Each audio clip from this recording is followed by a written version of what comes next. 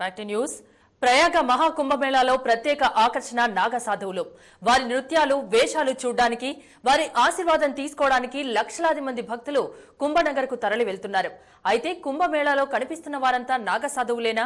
అనుమానమే. అవును, నాగ సాధువులకు సంబంధించిన దిగంబర రహస్యాన్ని ఇప్పుడు మీ ముందు చెప్పబోతున్నాం.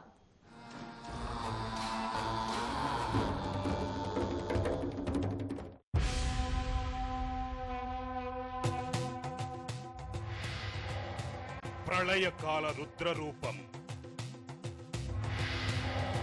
మారుమోగే ఢమరుక నాదం,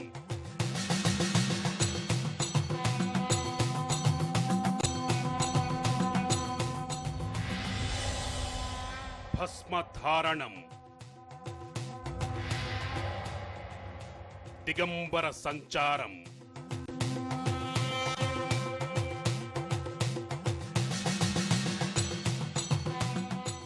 త్రిశూలం, శౌర్య ప్రదర్శనం, అడుగడుగున కరాళ నృత్య విన్యాసం,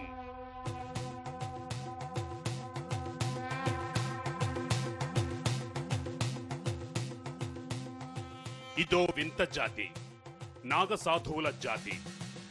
అవును, అందరిది ఒక దారి, వీరిది మరో దారి. నాగసాధువులు మామూలు రోజుల్లో ఎక్కడా కనిపించరు. కుంభమేళాలో మాత్రమే వేలాదిగా తరలివస్తారు. త్రిశూలాలు, కత్తులు పట్టుకుని పరుగులాంటి నడకతో ఎక్కడెక్కడి నుంచో ప్రయోగ చేరుకుంటారు. ప్రయోగ కుంభమేళాలో నాగసాధువుల స్నానఘట్టాన్ని అపురూప సందర్భంగా భావిస్తారు భక్తులు.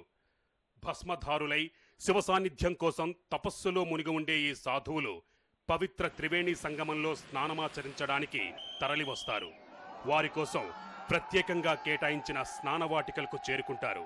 హర హర మహాదేవ అంటూ నీటిలోకి దూకుతారు.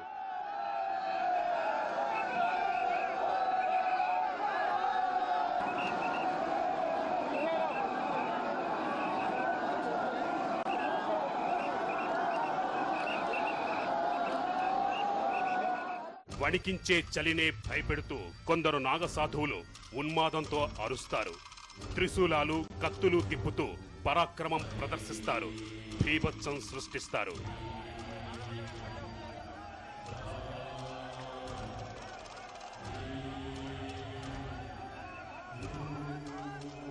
ప్రయోగలో జరుగుతున్న మహాకుంభమేళాకు ఈ నాగసాధువులు ప్రత్యేక ఆకర్షణగా నిలుస్తారు. వీరి రాక కోసం లక్షలాది భక్తులు ఎదురు చూస్తూ ఉంటారు. పుణ్యస్నానాలు చేసిన తర్వాత నాగసాధువుల ఆశీర్వాదం లభించడం అదృష్టంగా భావిస్తారు భక్తులు.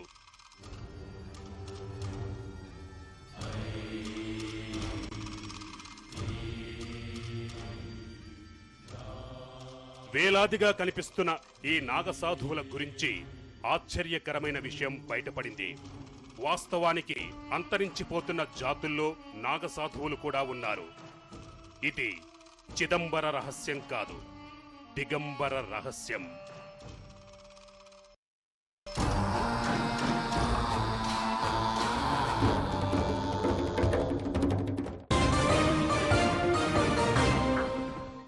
పురుషులందు పుణ్య పురుషులు వేరన్నట్టుగానే బూడిద రాసుకున్న ప్రతి ఒక్కడు నాగసాధువు అయిపోడు. నాగసాధువుల్లో కొత్త తరం రావడం లేదు. అంతరించిపోతున్న జాతుల్లో నాగసాధువులు కూడా చేరిపోయారు. ఈ నిజాన్ని కప్పిపుచ్చడానికి అఖాడాలు గొప్పలకు పోతున్నాయి. నకిలీ నాగసాధువులను రంగంలోకి దించి మహాకుంభమేళాలో సంఖ్యాబలాన్ని ప్రదర్శిస్తున్నాయి. చూస్తున్నారుగా ఎన్ని వేల మంది నాగసాధువులు.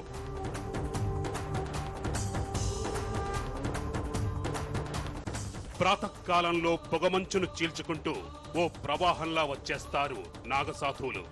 ఉవ్వెత్తున కుంభనగర్ ముంచెత్తుతారు.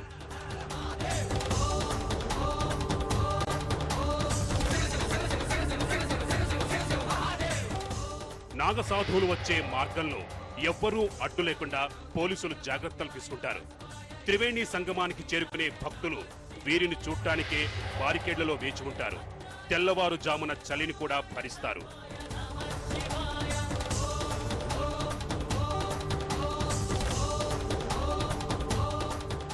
నాగసాధువుల కోసం అంతర్జాతీయ మీడియా కూడా కుంభమేళాలో టెంట్ వేసుకుని నిరీక్షిస్తుంది. అరుదుగా కనిపించే నాగసాధువులను చిత్రీకరించడానికి కెమెరాలు పోటీ పడతాయి. త్రిశూలాలు ధరించిన నాగసాధువులు ఫోటోలకు పోజులిస్తారు.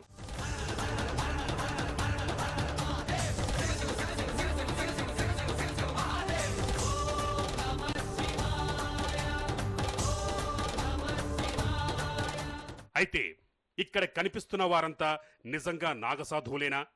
వాస్తవానికి వీరిలో 80% మంది వృద్ధులే, 60 ఏళ్లు పైబడిన వాళ్లే. నాగసాధువులుగా మారడానికి యువతరం ముందుకు రావడం లేదు. సర్వం వదిలిపెట్టి కఠినమైన యోగ సాధన చేయడానికి భక్తులు పెద్దగా ఆసక్తి చూపడం లేదు.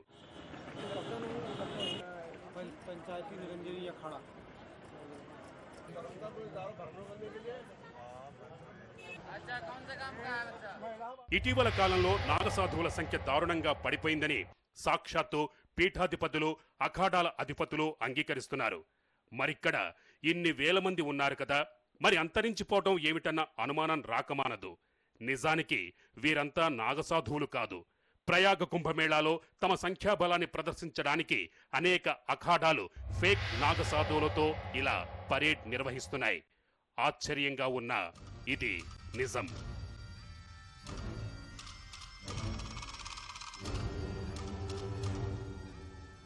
ఉజ్జయిని, నాసిక్, హరిద్వార, ప్రయాగాల్లో అనేక అఖాడాలున్నాయి.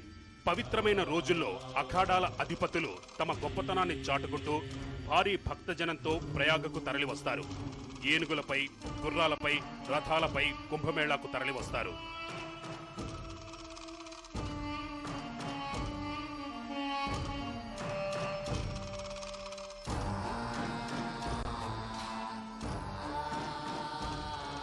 ఒక్కో అఖాడా పరిధిలో వందలాది మంది నాగసాధువులుంటారు. కుంభమేళా వంటి హిందూ సమ్మేళనాల్లో తమ గొప్పతనానికి, విశిష్టతకు ప్రతీకలుగా నాగసాధువులను భావిస్తాయి అఖాడాలు. హిందూ ధర్మ పరిరక్షణకు ఇంతమంది నాగసాధువులను తయారు చేశామని అఖాడాల అధిపతులు గర్వంగా చెప్పుకుంటారు. ఎంత ఎక్కువ మంది నాగసాధువులు ఉంటే ఆ అఖాడా అంత గొప్ప అనే ట్రెండ్ ఎంతో కాలంగా ఉంది.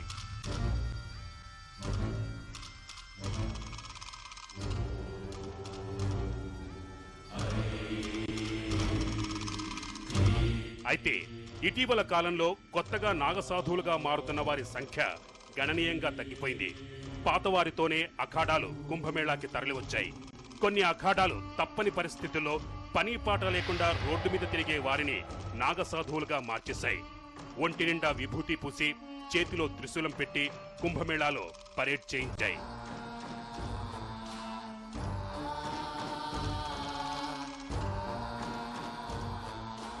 ఇలాంటి ఫేక్ నాగసాధువుల సంఖ్య ఈ కుంభమేళాల్లో వేలల్లో ఉంది. ఫాల్స్ ప్రెస్టేజ్కి పోయి అఖాడాలు నకిలీ నాగసాధువులను తయారు చేస్తున్నాయి. కుంభమేళాలో దిగంబరంగా పరుగులు పెట్టిస్తున్నాయి. ఈ రహస్యం తెలియని అమాయక భక్తులు వీరిని చూసి తరించడానికి బారులు తీరుతున్నారు.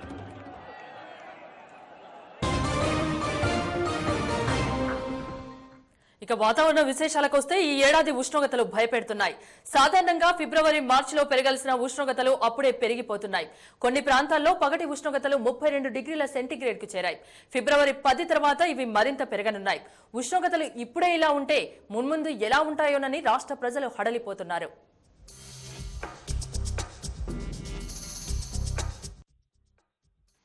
ఏటా ఉష్ణోగ్రతలు అంతకంతకు పెరిగిపోతున్నాయి.